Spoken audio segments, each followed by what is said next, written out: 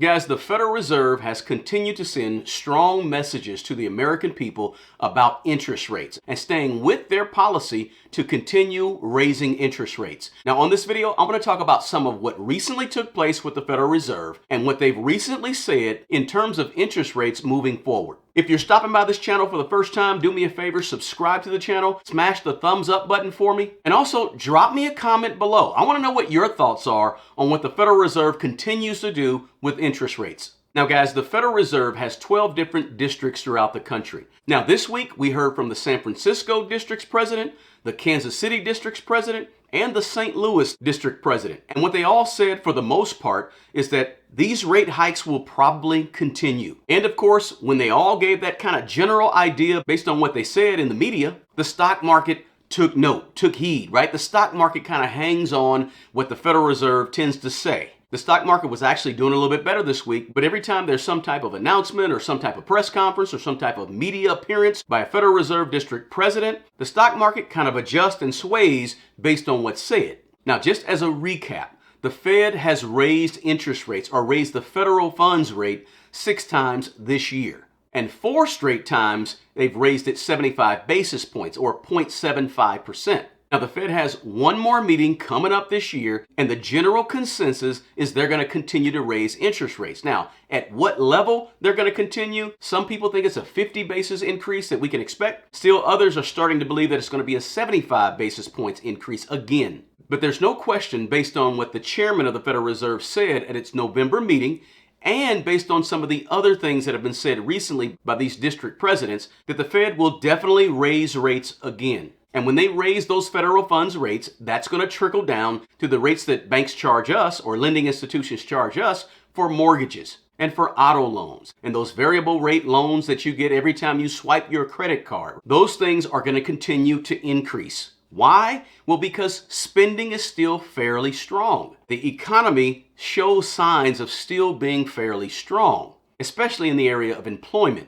Now, we'll talk about that in a minute, but the Fed really needs you to stop spending, to slow down your spending. And why do I say that? I say it because that's their whole purpose. The whole purpose is to pull money back out of the economy, right? The Fed has a balance sheet, and the Fed wants to decrease their assets a little bit because during the pandemic, they threw a whole bunch of money into the economy by building up their asset side of their balance sheet. So the Fed really wants the economy to sort of contract and sort of shrink a little bit. The way they get it to shrink, raise interest rates so you stop spending. And what that will ultimately do is not only decrease inflation, bring prices down, but it's also going to increase unemployment. The Fed knows this, and they know that unemployment at 3.7% is still way too low for where it should be based on what inflation is doing. Because we know that when the job market is still strong, it supports spending. When everybody's working and hardly anybody is out of a job, it means spending is going to be there because people have the money. People have the income to actually spend. So it's all kind of a big cycle and everything is sort of tied to each other. But ultimately, a slowdown in spending is going to slow demand. Demand is going to slow prices. And all of that is going to mean businesses have to do layoffs. Businesses have to have less employees. It's all connected. There was a district president last week that came out and said, look, the Fed still has a lot of work to do to bring inflation down. Now, the San Francisco Federal Reserve president, she came out and said this past week, a pause in Fed rate hikes is off the table. Now, those are her words. She said it's off the table. So again, an indication that the Fed rate hikes will definitely continue into next year. And of course, that always affects, again, the stock market, right? What is the stock market doing? What are the large investors doing in the stock market? They always hold on to exactly what the Fed says. We know the Fed monitors and changes and creates monetary policy.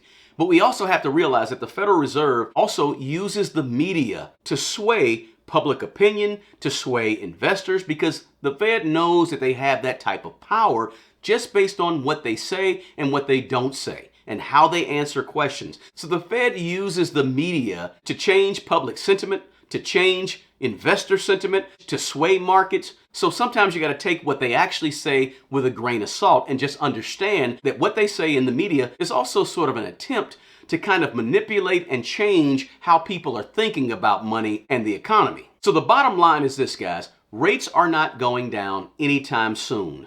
And that means the variable rates you pay on your credit cards, use them a little bit less because you're paying more interest. Auto loans, now the auto loan industry has finally begun to kind of break, and you see prices sort of coming down slightly. Those auto loan rates are going to continue to increase, discouraging more and more loans for autos. And of course you have the housing industry and the mortgage rates. Mortgage rates are going to continue to go up. They'll probably be going up slower and slower, but the 30-year fixed is probably going to continue to increase.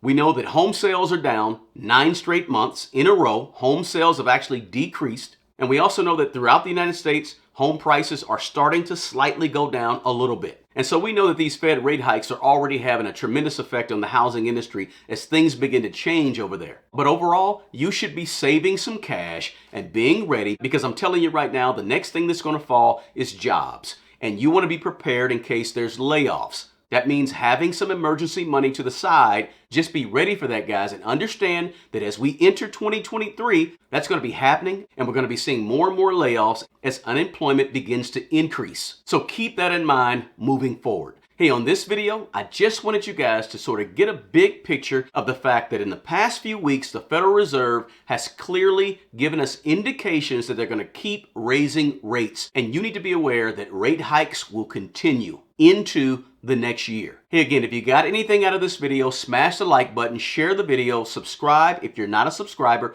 and drop me a comment and let me know what you think about these continued Fed rate hikes. Thanks for hanging out with me on another video. I really appreciate you guys, and I look forward to talking to you next time.